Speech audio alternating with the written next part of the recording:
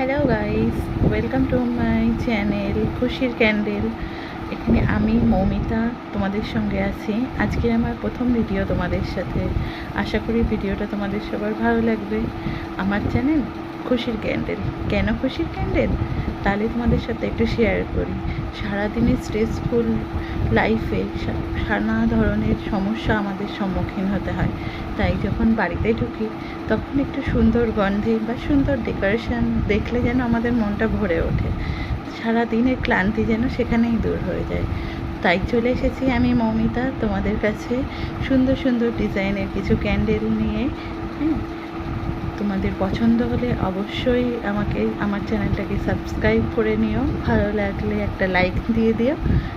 তোমাদের পাশে থাকার জন্য সব সময় আমি রেডি আছি।